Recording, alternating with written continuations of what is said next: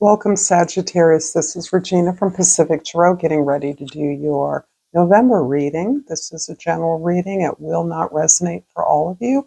If you're interested in a personal reading, information for that is in the description box below. And I'm having a 50% off sale on all readings, and I've updated the current sale prices on the list of readings. So if you're interested, please take advantage of this offer through the end of this year, December 31st. In other ways, the month of November contains a couple of standout events in the beginning of the month, or more or less. And the 1st of November is a new moon in Scorpio.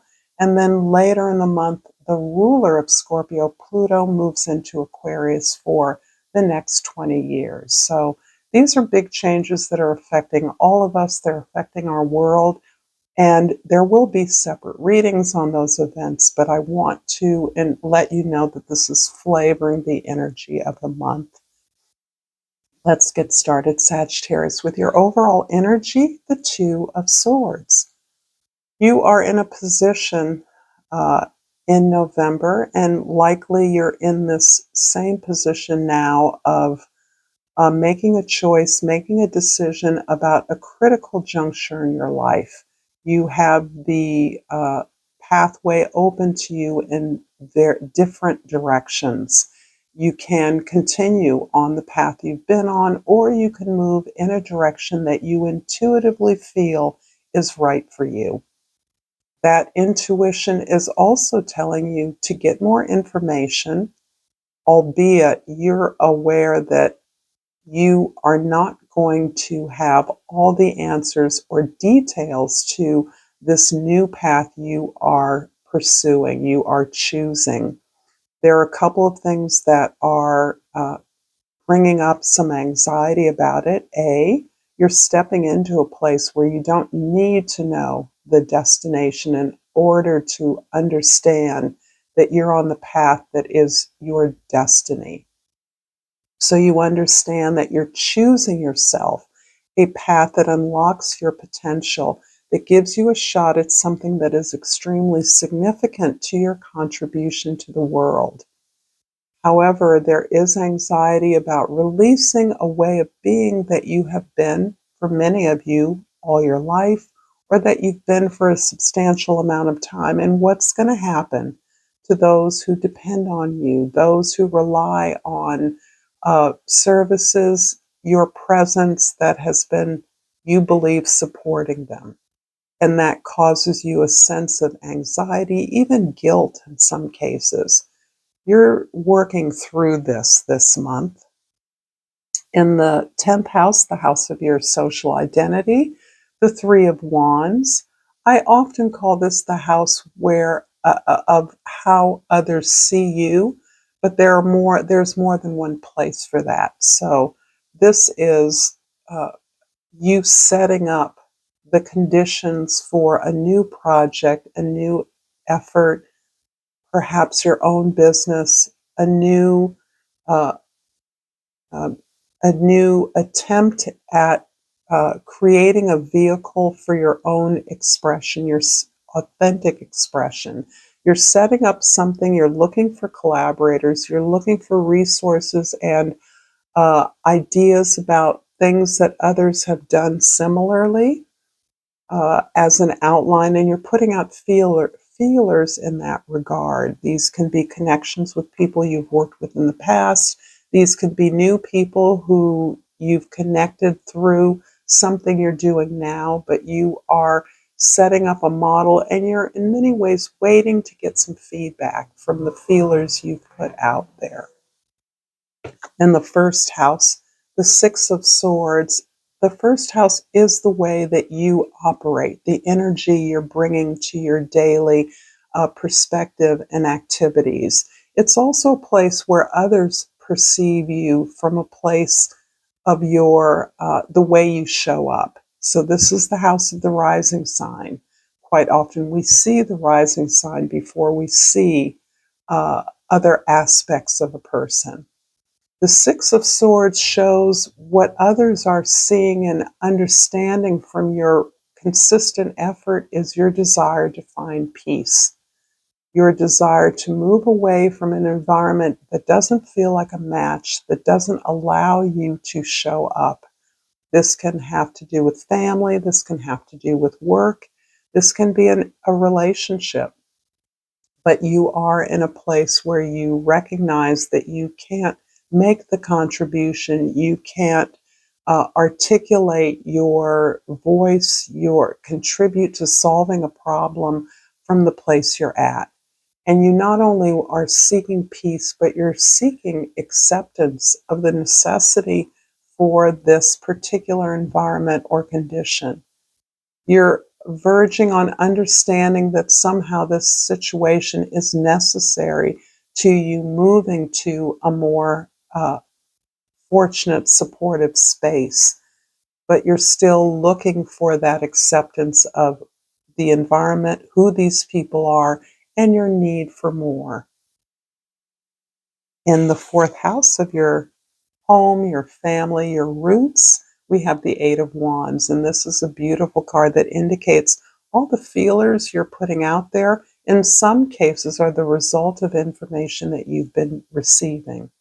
They're the results of invitations you're receiving, people hearing your ideas, identifying your value, and wanting to include you in a number of projects. These are things other people have started, that some of which you would like to join in on. And they are providing the contacts, connections with new people that you are then reconnecting with to seek out their feedback, see if they're interested in your ideas, or people that you can discuss, share your ideas, your projects with. So a lot is moving quickly that is supporting new ideas that you have, new connections you want to make. And in the seventh house, the house of your significant others, relationships, and groups of people or projects. The Justice card is talking about the balance you have achieved within yourself. This is the balance that doesn't incline you to judge others you're moving away from. This is the balance that has gained you the wisdom and maturity within to understand that people, even those you're in conflict with, have every legitimate right to want the things they want. And so your desire to understand that perhaps you've been treated unfairly or unjustly is balanced by your awareness and sensitivity to the needs of others. Nonetheless, you are becoming an advocate for your ideas, an advocate for the value of the work that you've already contributed, and you're standing up for some claim or redress that you're making. This is you claiming what you've already earned. What is important about this effort is that what you're claiming is less important than the fact that you are standing up for yourself. You are confronting this idea of unjust treatment. You're holding others accountable for their actions, their unfair actions to others.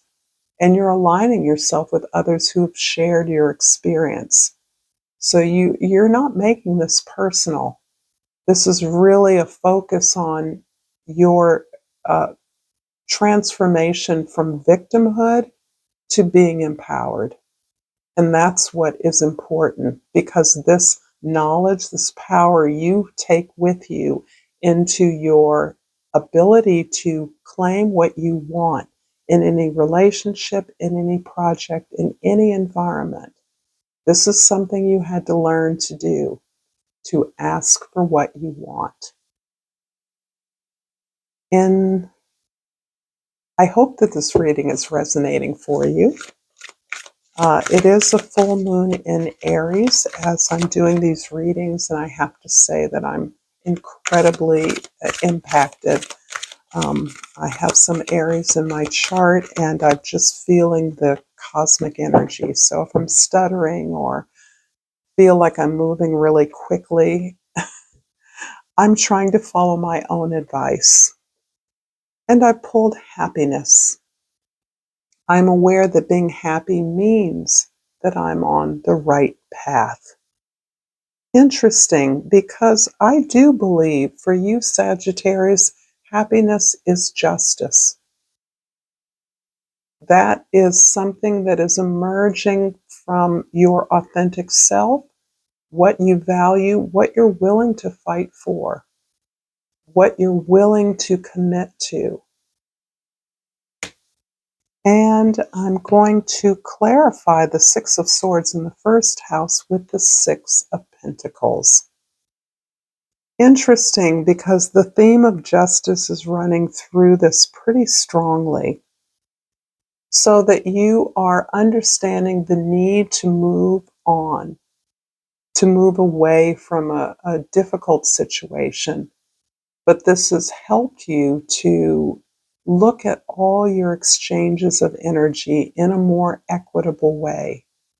Some of the ways in which you feel that you have been disappointed in your current experience or environment is this idea that there is not clear contracts or clear agreements with others about the exchange of efforts, what you give and what you can expect to receive in return.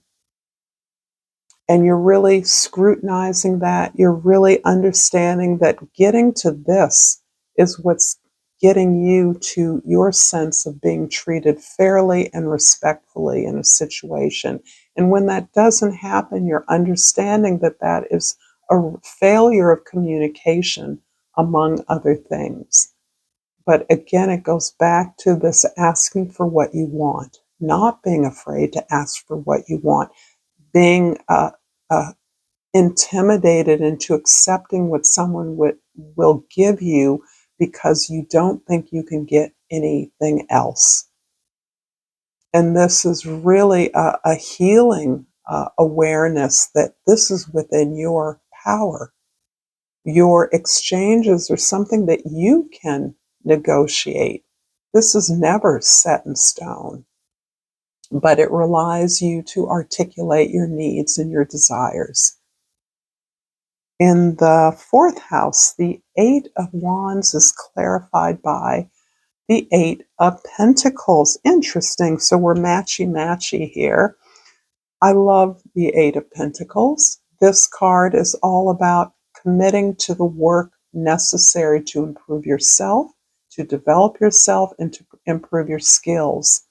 This is all in clear preparation for opportunities of success that you are manifesting as we speak.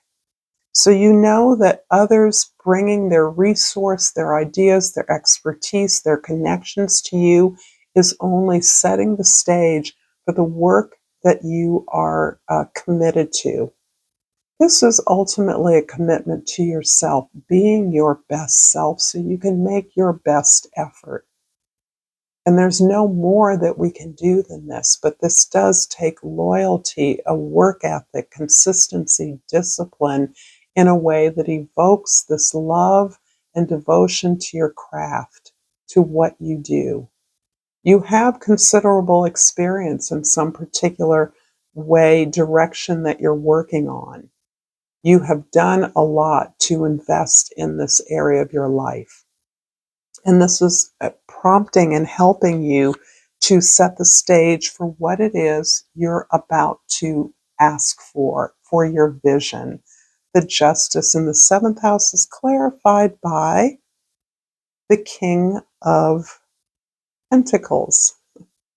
With the Egyptian deck, I'm never quite sure. The King of Pentacles is about mastery.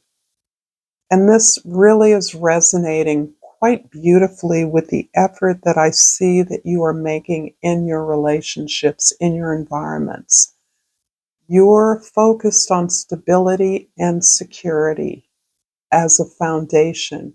You not only know how to manifest the rewards and recognition that you desire, but you know how to leverage your skills in a way to maximize those. So much so that your incredible prosperity on your own terms is leading to a kind of generosity of spirit that allows you to take this justice energy and to become an advocate for others, showing others how to find the empowerment that you found, speaking out to power about the truth of your experience of oppression, abuse, mistreatment, or injustice. And this is part of the way that you are concretizing your value, your skills, your mastery.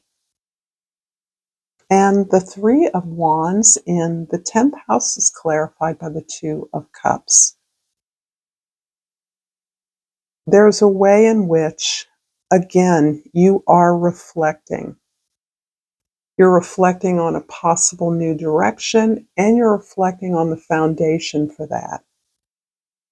The new direction that you are contemplating, that you know is right for you, is based on this idea of having established a very strong and deep connection with who you are, your potential, the pursuit of dreams, the deservedness of success and love in your life. These form the foundation of anything that you're going to create now, because you acknowledge you are whole within. You are balanced. And that balance is reflected in all of your relationships and in your fundamental understanding of the possibility of what it is you're trying to propose to the world, to others, to your community, what it is you're presenting. Rest on the idea that we are whole people. This is also about bringing love into your life, asking for love. And this is kind of returning us to the basic argument of this reading, learning to ask for what you want. I'm going to finish off this reading with the Chakra Love Oracle and hope you've gained some insight from this reading. There we go. And I've pulled the Destiny card. Follow your instincts, they lead to the truth. I'm going to leave it here, Sagittarius. Thank you so much for a beautiful reading. Until next time, namaste.